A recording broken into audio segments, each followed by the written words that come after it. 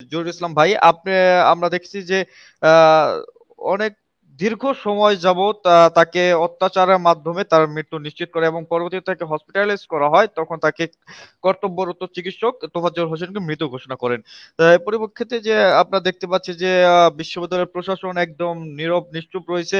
আমাদের উৎসব মোসাদ্দেক ভাই আক্ষেপ করে বলেছেন যাতে তাদের সংশ্লিষ্টতা আছে কিনা এটা খতিয়ে দেখা উচিত। এখন আপনি কি মনে করেন যে যে বিশ্ববিদ্যালয়ের যারা প্রক্টর বা হল প্রশাসন ছিল তাদেরকে অবশ্যই কি জিজ্ঞাসাবাদে আওতায় আনা উচিত কিনা? দেখছেন জহিরুল ইসলাম।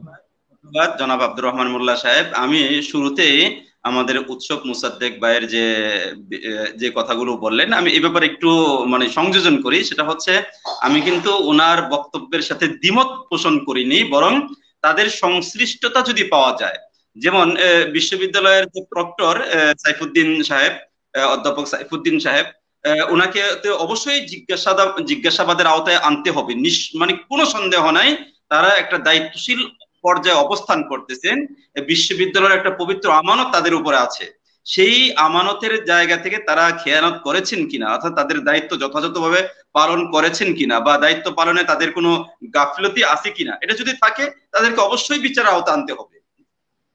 সাথে সাথে যে হলের যে প্রভোস্ট, মানে তার ব্যাপারেও মানে একই কথা। মানে তাদের যদি দায়িত্ব পালনে অবহেলা বা এই ধরনের কোন রকমের কোনো কারণ যদি পাওয়া যায়, তথ্য যদি পাওয়া যায়, তাহলে অবশ্যই এই হত্যার দায় তারাও এড়াইতে পারেন না, তাদেরকেও বিচারের আওতায় আনতে হবে, এটাই কথা। তবে আমি আমি শুরুতে যে কথাটা বলেছিলাম যে যদি তাদের সংশ্লিষ্টতা কোনো না কোনো ভাবে পাওয়া যায়, তাহলে তাদেরকে বিচার আওতায় আনতে হবে। যদি না পাওয়া যায় সেটা তো ভিন্ন হিসাব, সেটা আইন আদালত বুঝবে। তবে এক্ষেত্রে আমি আবারও বলি যে বিশ্ববিদ্যালয়ের মতো একটা পবিত্র অঙ্গনে এই ধরনের হত্যাকাণ্ড কোনোভাবেই আমরা মেনে নিতে পারি না। আমরা বিশ্ববিদ্যালয়ে অতীতে অনেক হত্যাকাণ্ডের কথা দেখেছি। আমরা সেই বহুল আলোচিত আবরারের কথা আমরা জানি, বুয়েটে যেটা হয়েছে, অনেকের কথা আমরা জানি। এগুলো তো আমাদের সামনে দৃষ্টান্ত হিসেবে আছে। তবে এটা পট পরিবর্তনের পরে, অর্থাৎ 24-5 আগস্টের পরে এই ধরনের ঘটনা ঘটবে এটা আমরা কল্পনা করিনি।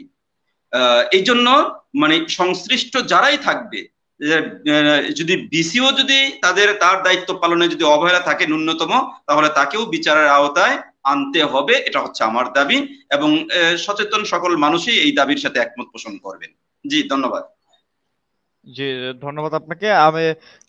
আমি অবশ্য আশাবাদী এবং মনে করি আমাদের যে দর্শকদের যে মনের আকুতি বা যে প্রশ্নগুলো ছিল, আমি আমার কথার মাধ্যমে সেগুলো আমাদের যে আজকের আমাদের সাথে যারা যুক্ত আছেন, আমাদের যারা অতিথি আছেন, আলোচক বৃন্দ আছেন, তাদেরকে আমি বলতে সক্ষম হয়েছি বলে আমি ধারণা করছি। বাকিরা যদি দর্শকরা মনে করেন যে আরো আপনাদের কোনো কিছু জানার আছে বা আপনাদের যারা আলোচক বিন্দু আছে তাদেরকে আপনারা কিছু জিজ্ঞাসা করতে চান, অবশ্যই আমাদের কমেন্ট বক্স আপনাদের জন্য উন্মুক্ত আছে, আপনারা জানতে পারেন। বা পরবর্তীতে আমাদের যে প্রোগ্রাম হবে, আমাদের যে সংলাপ হবে, সেখানে আপনারা আপনাদের মূল্যবান মতামত আমাদেরকে জানাতে পারেন বা ইমেল করতে পারেন। আজকের এই প্রোগ্রাম এখান থেকে বিদায় নিচ্ছি। দেখা হবে পরবর্তী কোনো সংলাপে। সে পর্যন্ত সুস্থ থাকুন, ভালো থাকুন। সবার সুস্বাস্থ্য ও দীর্ঘ কামনা করছি। আল্লাহ হাফিজ। জি, আল্লাহ হাফেজ।